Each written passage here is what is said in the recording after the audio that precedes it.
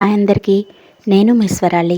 అఖండ దీపం 46వ భాగంతో మళ్ళీ మీ ముందుకొచ్చేసాను. స్టోరీ కనుక మీకు నచ్చినట్లయితే లైక్ చేయండి, షేర్ చేయండి, నా ఛానల్ని సబ్స్క్రైబ్ చేయండి. అలాగే కామెంట్ చేయడం అస్సలు మర్చిపోకండి. ఇక లేట్ చేయకుండా మనం మన స్టోరీలోకి వెళ్ళిపోదాం. సంతోష్ అస్సలు సౌండ్ చేయకుండా నెమ్మదిగా అడుగులో అడుగు వేసుకుంటూ మైథిలి ఉన్న గదిలోకి వెళ్ళాడు. సంతోష్ వెళ్ళేటప్పటికీ మైథిలి తన బెడ్ మీద పడుకొని సంతోష్ ఫోటోని చేతులతో తడుముతూ అతనితో మాట్లాడుతూ ఉంది. సంతోష్ గారు, మీరు నిజంగా నా కోసం వస్తారా? నా పిచ్చి కానీ నేను ఎక్కువగా ఊహించేసుకుంటున్నానేమో, కానీ ఎందుకో మిమ్మల్ని చూడాలని బాగా అనిపిస్తోంది. నాకు మాత్రమే కాదు, నా కడుపులో పెరుగుతున్న మీ బిడ్డకు కూడా మిమ్మల్ని చూడాలనిపిస్తోంది అనుకుంటా. అస్సలు కుదురుగా ఉండడం లేదు. కడుపులో ఒకటే తంతోంది. సారీ, మీ అమ్మగారు కదా, బహుశా మీ మీద ప్రేమతో నన్ను అడుగుతోందనుకుంటాను. ఆ బుల్లి గాయత్రీదేవి కోసం ఒక్కసారి రావచ్చు కదా అని అనుకొని అంతలోనే మళ్ళీ చిచి, నేనేంటి ఇంతలా మీకోసం ఆలోచిస్తున్నాను, నాకు కనీసం అర్హత ఉంది అంటారా?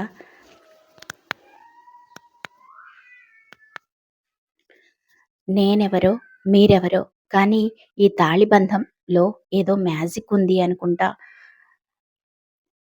మిమ్మల్ని వదిలిపెట్టి అస్సలు ఉండలేకపోతున్నాను. నాది అత్యాశ కావచ్చు, కానీ ఎందుకిలా అనిపిస్తోందో తెలియడం లేదు అని అనుకుంటూ ఉంటే అప్రయత్నంగా ఆమె కళ్ళల్లోంచి కనబడ్డాయి.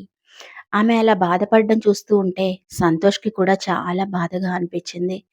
తను మాట్లాడిన మాటలన్నీ విన్నాను అని తెలిస్తే మైథిలి ఇంకా బాధపడుతుంది అని అనుకున్నాడు సంతోష్.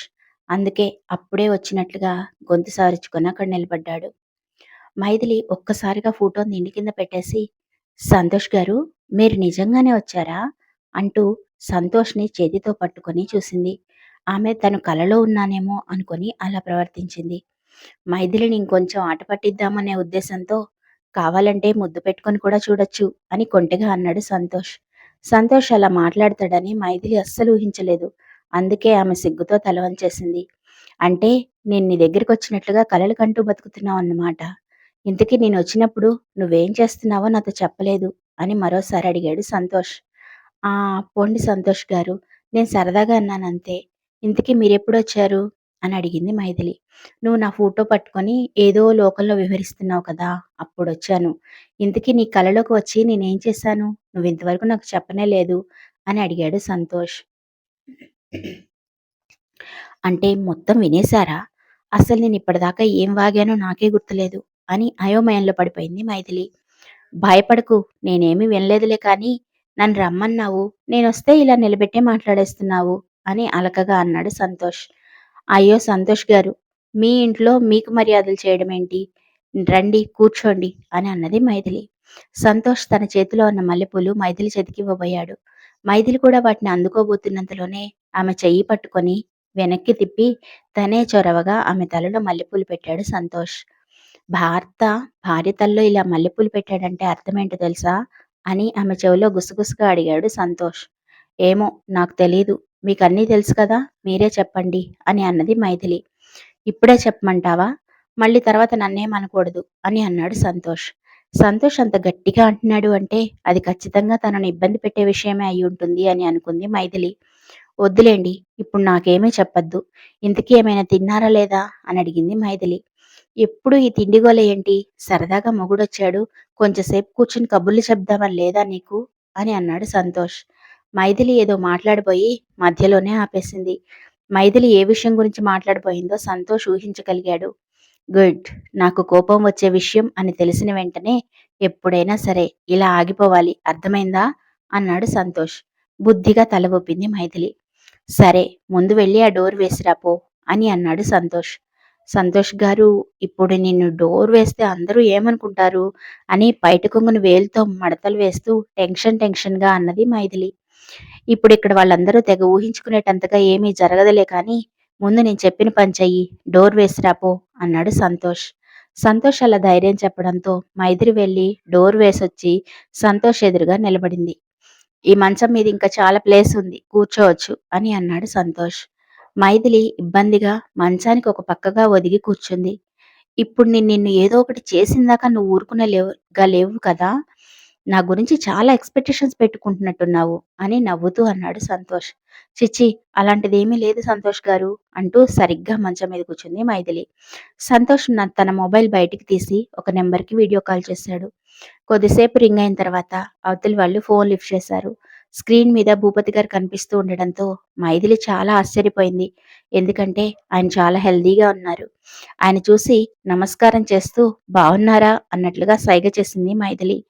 మైథిలి ఎందుకలా ప్రవర్తించింది అంటే భూపతి గారు ఆ ఇంట్లో ఉన్నంత కాలం ఎవరితోటి మాట్లాడలేదు. ఆయనకి మాటలు కూడా రావు అన్న ఉద్దేశంలో ఉండిపోయింది మైథిలి. అందుకే అలా సైగ చేస్తూ అడిగింది. భూపతి గారు మైథిలిని చూసి చాలా సంతోషపడిపోతూ, "మైథిలి ఎలా ఉన్నావమ్మా? బావున్నావా?" అని అడిగారు. భూపతి గారు మాట్లాడడం చూసి మైథిలి చాలా ఆశ్చర్యపోయింది. "మావయ్య గారు మీరు మాట్లాడుతున్నారా?" అంటూ తడబడుతూ అడిగింది మైథిలి. "నాకు మాట్లాడడం ఎప్పుడూ వచ్చమ్మా. కానీ ఆ ఇంట్లో మాటలొచ్చిన మూగవాడిలాగా మిగిలిపోయాను. ఇప్పుడిప్పుడే మళ్ళీ పాత భూపతి నాలో ప్రవేశిస్తున్నాడు. ఇక మీదట మనకన్నీ మంచి రోజులే" అని అన్నాడు భూపతి. "చాలా సంతోషంగా ఉంది మావయ్య గారు. మీ ఆరోగ్యం ఎలా ఉందిప్పుడు? మీరు సేఫ్‌గానే ఉన్నారు కదా? మీరు ఇంట్లో లేరు అని సంతోష్ గారు చెప్పారు. అసలు మీరెక్కడికెళ్ళిపోయారు? అసలేంటిదంతా?" అని కంగారుగా అడిగింది మైథిలి. "అన్ని విషయాలు ఒకేసారి తెలుసుకుంటే నువ్వు తట్టుకోలేవు తల్లీ. చిన్న చిన్నగా అన్నీ నీకే అర్థమవుతాయి. ప్రస్తుతానికి నేను బాగానే ఉన్నాను. సంతోష్ నన్ను చాలా బాగా చూసుకుంటున్నాడు. నేను త్వరలోనే ఇంటికి తిరిగి రాబోతున్నాను. నేను ఆ ఇంటికొచ్చిన తర్వాత ఆ ఇంటి కోడలి హోదాలో సగర్వంగా నిన్ను కూడా ఇంటికి తీసుకువెళ్తాను. నువ్వేమీ భయపడకు" అని చెప్పాడు భూపతి. భూపతి గారు చెప్తున్న విషయాలు కొన్ని అర్థమైనట్లుగానే ఉన్నాయి. మరికొన్ని అర్థం కానట్లుగా అనిపించాయి మైథిలికి. అంతలో భూపతి గారి పక్కనే ఉన్న బాలు కూడా వచ్చి మాట్లాడడం మొదలుపెట్టాడు. "అమ్మాయి గారు బావున్నారా?" అని అడిగాడు బాలు. "అరేయ్! ఎందుకురా అలా అరుస్తావు? చిన్నగా మాట్లాడొచ్చు కదా!" అని విసుక్కున్నాడు పక్కనే ఉన్న సంతోష్. పాపం సంతోష్ గారు బాలుకి సరిగ్గా మాట్లాడడం చేత కాదు కదా! అని సంతోష్‌కి నచ్చజెప్పి, "నేను బావున్నాను బాలు. నువ్వెలా ఉన్నావు?" అని పలకరించింది మైథిలి. "అమ్మాయి గారు, పెద్దయ్య గారికి మొత్తం నయమైపోయింది తెలుసా? ఇప్పుడు చక్కగా నడుస్తున్నారు. తొందరలోనే మళ్ళీ మనం ఇంటికొచ్చేస్తాము. అప్పుడు మీరు కూడా రావాలి సరేనా?" అన్నాడు బాలు. బాలుకి ఏమని సమాధానం చెప్పాలో తెలియక మైథిలి సంతోష్ వైపు భయం భయంగా చూసింది. ఆమె చేతిలో నుంచి ఫోన్ లాక్కొని సంతోష్ మాట్లాడడం మొదలుపెట్టాడు. "అరేయ్! నువ్వు ఫోన్ నాన్నకివ్వు" అని అన్నాడు సంతోష్. బాలు దగ్గర నుంచి ఫోన్ భూపతి తీసుకొని మాట్లాడడం మొదలుపెట్టాడు. "నాన్న, మైథిలికి ఆ ఇల్లంటే ఇంకా భయం పోలేదు. నేను చిన్నగా నచ్చజెప్పి త్వరలోనే తనని కూడా అక్కడికి తీసుకువస్తాను. మీ ఆరోగ్యం జాగ్రత్త. మరి నేనుంటాను" అని చెప్పి ఫోన్ పెట్టేశాడు సంతోష్. ఫోన్ పెట్టేసిన తర్వాత సంతోష్ మైథిలి వైపు తిరిగి, "నీకెందుకంత భయం? ఏ పరిస్థితి ఎదురైనా ధైర్యంగా నిలబడాలి" అని అంటూ ఆమెకి ధైర్యం చెప్పడానికి ప్రయత్నం చేశాడు. వాళ్ళిద్దరూ అలా చాలాసేపు మాట్లాడుకుంటూనే ఉండిపోయారు. అన్ని మాటలు తనకు వచ్చు అన్న సంగతి మైథిలి తన లైఫ్‌లో ఫస్ట్ టైమ్ తెలుసుకుంది. సంతోష్, మైథిలి అలా మాట్లాడుకుంటూ ఉండగానే ఆ ఊరు సరిహద్దులు అంటే దేవరపల్లి సరిహద్దుల్లో ఉన్న ఒక పురాతన ఆలయం వెనకాలగా నడుస్తోంది నీల. ఆమె కళ్ళు నీలపు రంగులోకి తిరిగి ఉన్నాయి. ఆమె పొడవైన కేశాలు రక్తవర్ణ శోభితమై ప్రకాశిస్తూ ఉన్నాయి. ఆమె నడకలు పాము మెలికల్లాగా బుసలు కొడుతున్నాయి. ఆమె నడుస్తున్న ప్రాంతమంతా ఒక రకమైనటువంటి వెలుగులు విరాజిల్లుతోంది. ఆ దారిలో పూసిన దేవకాంచన పూలు ఆమె రాకకు స్వాగతం చెబుతున్నట్లుగా వికసిస్తూ ఉన్నాయి. చెట్లకు పూసిన పారిజాతాలు మరింత పరిమళాలను వెదజల్లుతూ ఆమె వెళ్ళే దారిలో పూల వర్షాన్ని కురిపిస్తున్నాయి.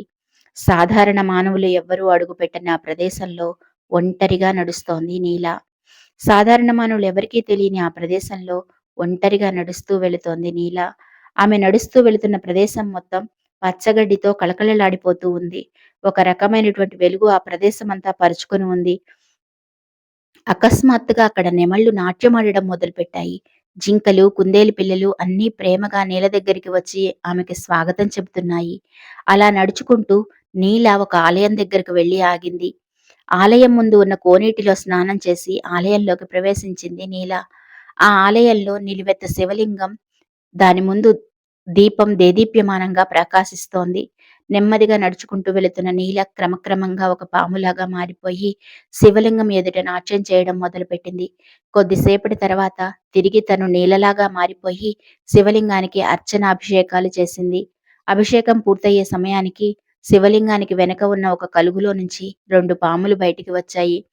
వాటిని చూడగానే నీల నవ్వుతూ "శ్వేత, వాసు మీరిద్దరూ ఎలా ఉన్నారు?" అని పలకరించింది. ఆ పాములు 2 తలలు ఊపుతూ తమ హర్షాన్ని వ్యక్తం చేశాయి.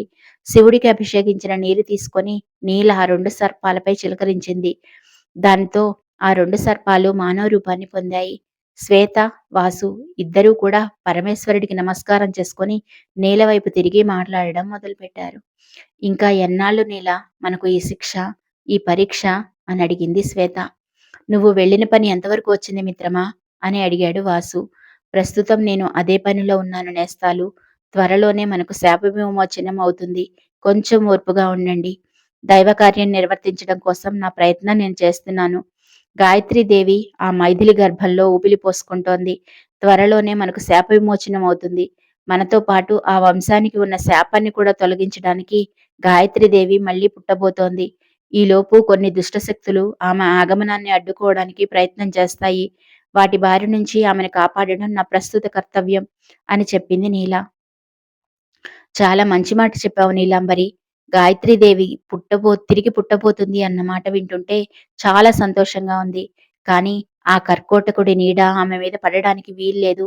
ఎలాగైనా ఆ మైథిలిని తీసుకొని వచ్చి శివయ్యకి అభిషేకం చేయించు" అని అన్నాడు వాసు. "నేను కూడా అదే పనిలో ఉన్నాను వాసు. కానీ ప్రస్తుతం మైథిలి బయటికి వచ్చే పరిస్థితుల్లో లేదు. ఆమెకి బయట మాత్రమే కాదు, ఇంట్లో కూడా చాలా మంది శత్రువులున్నట్లుగా అనిపిస్తోంది" అని ఏదో ఆలోచిస్తున్నట్లుగా అన్నది నీల. "ఈ విషయంలో నీకు ఎలాంటి సహాయం కావాలన్నా మేము చేయడానికి సిద్ధంగా ఉన్నాము. అవసరమైతే మా ప్రాణాలను అర్పించడానికి కూడా మేము సిద్ధంగా ఉన్నాము నేస్తం. ఇది దైవ కార్యం. ఖచ్చితంగా జరిగి తీరాలి. ఆ పరమేశ్వరుడి సేవలో ప్రాణాలు పోయినా పర్వాలేదు" అని స్థిరంగా అన్నది శ్వేత. "శ్వేతాంబరి, నేను కూడా ప్రాణానికి తెగించే అక్కడ బతుకుతున్నాను. జగన్నాథ శాస్త్రి మనవరాలి రూపంలో అక్కడికి వెళ్ళగలిగాను. ఆమె దేహాన్ని ఈ కార్యం కోసం ఉపయోగించడానికి నాకు కూడా కొంచెం ఇబ్బందిగానే ఉంది. కానీ తప్పడం లేదు. ఇదంతా కూడా లోక కళ్యాణం కోసమే కదా! చూద్దాం ఏం జరుగుతుందో. ఆ పరమేశ్వరుడి లీల ఎలా ఉంటే మనం అలాగే నడవగలం. కాకపోతే మనం ఈ కార్యాన్ని నిర్వహించడంలో ప్రాణత్యాగానికి కూడా వెనుకాడకూడదు" అని స్థిరంగా అన్నది నీల. "అలాగే నేస్తం. నీకు ఎప్పుడు ఏ అవసరం వచ్చినా మమ్మల్ని తలుచుకో చాలు. కావలసిన రక్షణ కల్పిస్తాము" అని అన్నాడు వాసు. "రక్షణ కల్పించాల్సింది నాకు కాదు వాసు, ఆ మైథిలికి. ముందు ముందు తను చాలా ఇబ్బందులు ఎదుర్కోవాల్సి ఉంటుంది. అప్పుడు తనకి మనందరి సహకారం అవసరమవుతుంది. అప్పుడు మనం తనని కంటికి రెప్పలా కాపాడుకోవాలి" అని వాళ్ళకి చెప్పింది నీల. "రక్షణ కల్పిస్తాము నీల. ఖచ్చితంగా తనని మనం కాపాడుకొని తీరుతాము. కానీ నాకొక సందేహం. మైథిలి కడుపులో ఉన్నది గాయత్రీదేవి అని నీకు ఖచ్చితంగా తెలుసా?" అని అనుమానంగా అడిగాడు వాసు. "ఖచ్చితంగా తెలుసు. తన కడుపులో పెరుగుతోంది గాయత్రీదేవి. మైథిలి ఆ ఊరిలో అడుగుపెట్టినప్పుడే నాకు సంకేతాలు అందాయి. అందుకే నా అంతట నేనుగా తనను వెతుక్కుంటూ వెళ్ళాను. కాకపోతే ఆ మైథిలికి తన ఇంట్లో వాళ్ళ వల్లనే చాలా సమస్యలు ఉన్నట్లుగా అనిపిస్తున్నాయి" అని బాధగా అన్నది నీల. తనకి అంతకు ముందు ఏ సమస్యలున్నప్పటికీ కూడా తన కడుపులో ఎప్పుడైతే గాయత్రీదేవి ఊపిరి పోసుకోవడం మొదలుపెట్టిందో అన్ని సమస్యలు ఒకదాని తర్వాత ఒకటి తొలగిపోవడం మొదలుపెట్టాయి నీల. "నువ్వేమీ బాధపడకు" అని ఓదార్పుగా అన్నది శ్వేత. "లేదు శ్వేత, నాకలా అనిపించడం లేదు. తను చాలా మంది శత్రువులతో పోరాడితే కాని గాయత్రీదేవికి జన్మనివ్వలేదు అనిపిస్తోంది. అలా జరగాలంటే మనం ఖచ్చితంగా తనకు తోడుగా ఉన్నాము అన్న సంగతి మైథిలికి కూడా తెలియాలేమో. ఒకసారి మనం ఆ దిశగా ఆలోచిస్తే మంచిది అంటావా?" అని అన్నది నీల. "వద్దు వద్దు నీల. మనకి పరమేశ్వరుడి ఆజ్ఞ లేదు. ఆయన ఆజ్ఞ లేకుండా మనం ఇప్పుడే ఏ నిర్ణయమూ తీసుకోలేము. ఒకవేళ ఆ దేవదేవుని సంకల్పం ఎలా ఉందో మనకు తెలియదు కదా! ఒకవేళ ఆ పరమేశ్వరుడి సంకల్పం అదే కనుక అయితే మనం ఏమీ ప్రయత్నం చేయకుండానే మైథిలికి అన్ని విషయాలు తెలిసిపోతాయి" అని అన్నాడు వాసు. "నువ్వు చెప్పింది నిజమే వాసు. ఆ మైథిలికి జగన్మాత ఆశీర్వాదం బలంగా ఉంది. జగన్నాథ శాస్త్రి గారు చెబుతుంటే విన్నాను. తను ఒక మాట తలుచుకుంటే మాత్రమే ఆమె ఆ ఇంటి కోడలుగా అడుగు పెట్టగలిగింది. ఆ ఇంట్లో ఉన్న అఖండ దీపానికి నిత్య దీపారాధనలు చేయగలిగింది. కాబట్టి ఈ విషయాన్ని ఆ దైవానికి వదిలేయడమే మంచిది. కానీ మన ప్రయత్నం కూడా మనం చేస్తూ ఉండాలి. ఎప్పుడూ అప్రమత్తంగా ఉండడం మాత్రం మర్చిపోవద్దు. మీరు కూడా ఆ ఇంటి సరిహద్దుల్లోనే తిరుగుతూ ఉండండి. బయట నుంచి కానీ, లోపల నుంచి కానీ ఎలాంటి శత్రువులు ఎప్పుడు ఎలా దాడి చేస్తారో తెలియదు కదా" అన్నది నీల. "అలాగే నీల, ఈ క్షణం నుంచి మేము కూడా అదృశ్య శక్తులలాగా ఆ ఇంటి చుట్టూతా కాపలా ఉంటాము. అవసరమైతే మన సైన్యం కూడా సిద్ధంగా ఉంటుంది అని చెప్పాడు వాసు. సరే నేస్తాలు, ఇక నేను వెళ్ళిరానా అని బాధగా అడిగింది నీల. నీల, ఒక 2 నిమిషాలు నీతో మాట్లాడాలి అని బాధగా అన్నాడు వాసు. సరే వాసు, నువ్వు తనతో మాట్లాడిరా, నేను వెళ్తున్నాను అని అక్కడి నుంచి అదృశ్యమై వెళ్ళిపోయింది శ్వేత. నీల, వాసు ఇద్దరూ భక్తిగా ఆ పరమేశ్వరుడికి మరోసారి నమస్కారం చేసుకుని ఆలయం లోపల నుంచి బయటికి వచ్చి అక్కడ ఉన్న కొలను గట్టుపై కూర్చున్నారు. వాసు నీల చేతిని తన చేతుల్లోకి తీసుకొని, ఇంకా ఎన్నాళ్ళు నేస్తాం మనకి ఈ ఎడబాటు అని బాధగా అన్నాడు. తెలిసి చేసినా తెలియక చేసినా తప్పు తప్పే వాసు. మనం గాయత్రీదేవి విషయంలో తెలియకుండా ఒక తప్పు చేశాము. దానిని సరిదిద్దుకోవాలి అంటే మరో జన్మ ఎత్తిన గాయత్రీదేవి వల్లనే సాధ్యమవుతుంది. అప్పటి వరకు మనకి ఈ ఎడబాటు తప్పదు అని అంతే బాధగా అన్నది నీల. కానీ నా వల్ల కావడం లేదు నీలా. అచేతనంగా పడి ఉన్న నీ శరీరాన్ని చూసుకుంటూ ఇంకా ఎన్నాళ్ళు గడపాలి? నిన్ను అలా చూస్తూ ఉంటే నాకు ప్రాణం పోతున్నట్లుగా అనిపిస్తోంది అని కళ్ళనీళ్ళు పెట్టుకున్నాడు వాసు. వాసు, ఏంటిది చిన్నపిల్లాడిలాగా? అదీ కాక మనం దైవాంశ సంభూతులం. మనకి ఈ ప్రేమలు, పాశాలు అనేవి అన్నీ కూడా చాలా సాధారణమైన విషయాలు. వీటన్నిటికీ మనం అతీతులమని తెలిసి కూడా నువ్వు ఇలా బాధపడడం సరైన పద్ధతి కాదు అని అతన్ని ఓదార్చడానికి ప్రయత్నం చేసింది నీల. భగవంతుడికి కూడా కొన్నిసార్లు బాధలు తప్పవు నీల. మనం కేవలం ఆ భగవంతుని ఆరాధకులం మాత్రమే. సాక్షాత్తు శ్రీరాముడుగా అవతారమెత్తిన విష్ణుమూర్తి కూడా భార్య దూరమైనప్పుడు విలపించాడు. మనం మాత్రం ఎంత చెప్పు అని అన్నాడు వాసు. త్వరలోనే అన్ని సమస్యలు తీరిపోతాయి వాసు. అప్పటిదాకా మనం ధైర్యంగా ఉండాలి. మన కర్తవ్యాన్ని మనం నిర్వహించాలి. ఒకవేళ నేను నీకు శాశ్వతంగా దూరమవ్వాల్సిన పరిస్థితి వచ్చినా కానీ అని నీల తన మాటలు పూర్తి చేయకముందే వాసు ఆమె నోటికి తన చేతిని అడ్డం పెట్టాడు. దయచేసి అలా మాట్లాడకు నీల. నువ్వు లేకుండా నేను బతకలేను. కనీసం నీ విగత శరీరం నా కళ్ళ ముందున్నది అది చూసుకుంటూ ఇప్పటిదాకా బతికేశాను. ఇప్పుడు నీతో మాట్లాడగలుగుతున్నాను అంటే అది ఆ పరమేశ్వరుడి కృప అని నేను అనుకుంటున్నాను.